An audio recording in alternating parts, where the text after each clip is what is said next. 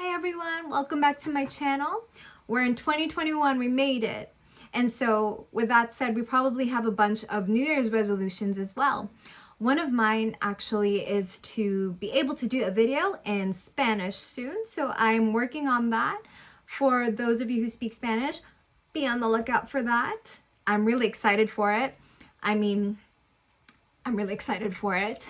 And so in the spirit of resolutions and goals, I bring to you guys my video for today, which is to stop buying so much makeup. Now, I know I've been there, I've done that, and I'm still tempted to do that. But here are my tips to help you guys save more money this year. All right. So number one, probably the most cliche out of them all, is to set your budget. Now, it's really important to set your budget because when we don't have an amount in mind, it's very easy to dish out cash. Honestly, we will always find ways to justify a product, to justify purchasing it, when really we don't need to. When we have a budget, it will help us also filter out the things that we actually really want and the things that we just buy out of impulse.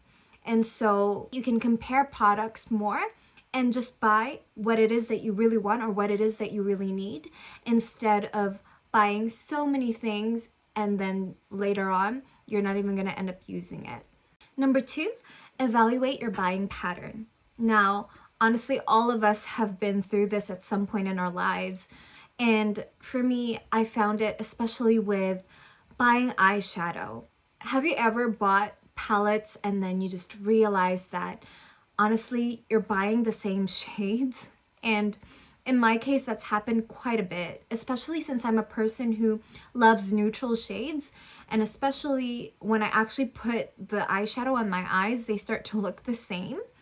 So I had to be honest with myself. I had to look at what I had, and I found that I kept buying very, very similar shades. Maybe they're not the exact same, although if I'm buying palettes, there were shades that were quite redundant.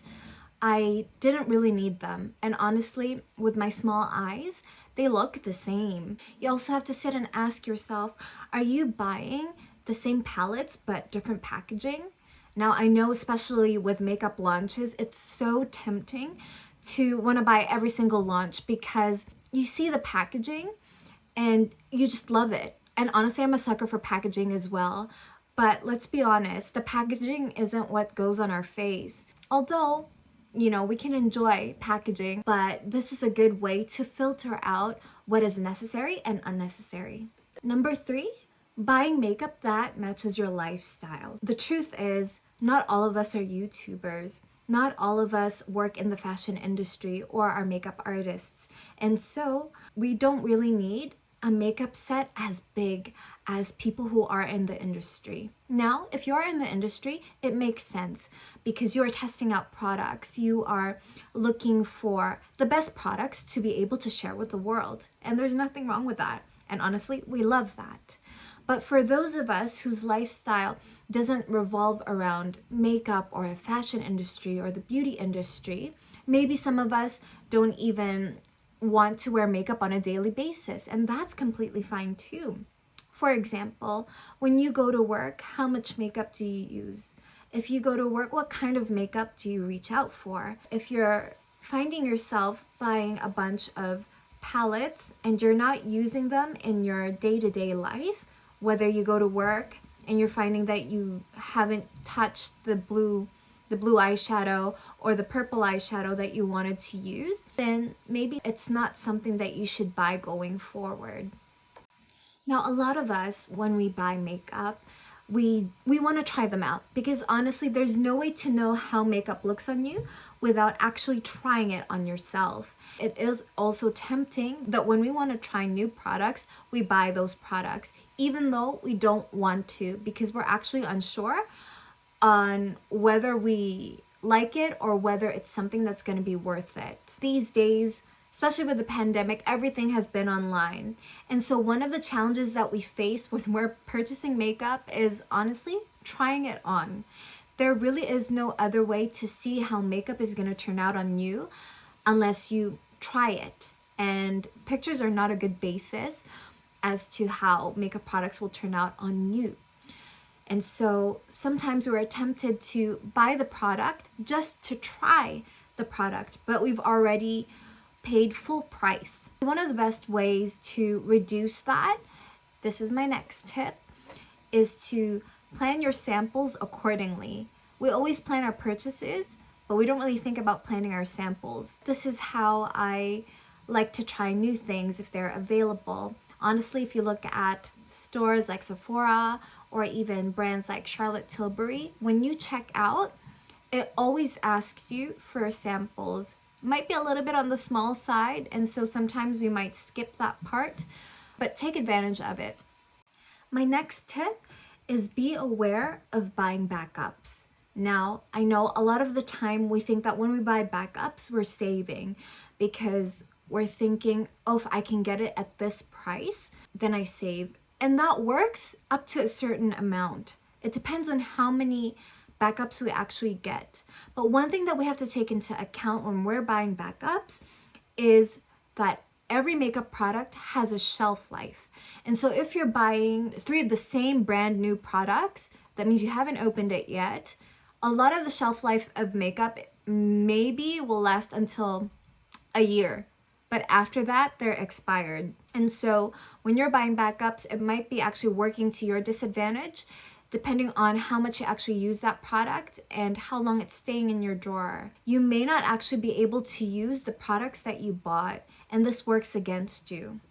Another thing, when we buy backups, let's be honest, by nature, we are curious. And so when we hear of a better product, we want to try it.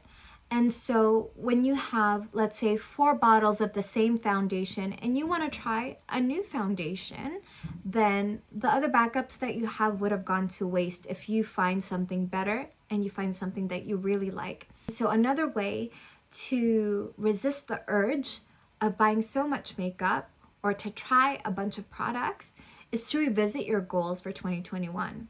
For example, in my case, I really love traveling. And I enjoy experiences a lot more than products in itself. Now, for some of us, we may be even saving for a house. We may be saving for a car. And so when we revisit those goals, then it gets our priorities back in line.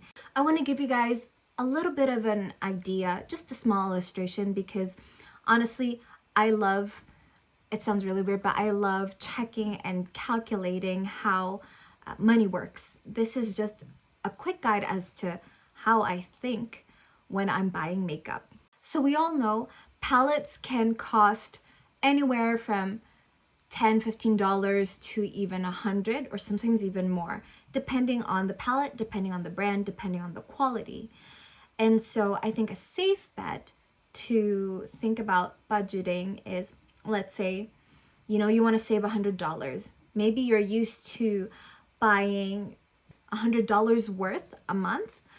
But if we were to save that amount instead, if I were to take that $100 that I was going to spend on makeup and put it on an investment, for example, an investment, let's say that makes, just for illustration purposes, I'm going to go with 8%. And so if I'm putting away $100 a month, right, that's 12 months in a year. So if I keep doing that for, let's say, 20 years, then I would have saved $59,000, which is a lot. When you think about it, it's very easy to dish out $100 without blinking an eye. Before we know it, we don't even know that we've spent more than $100. But if we keep an eye on whatever amount it could be, whether it's $50, $300 even, it makes a huge difference.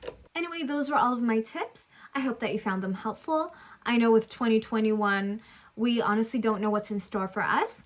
But if one of your New Year's resolution is to save more, to be a smart shopper, I hope that you found these tips helpful. If you guys like this video, go ahead and hit that like button and subscribe. Also, feel free to follow me on my Instagram, and I'll see you guys on the next one.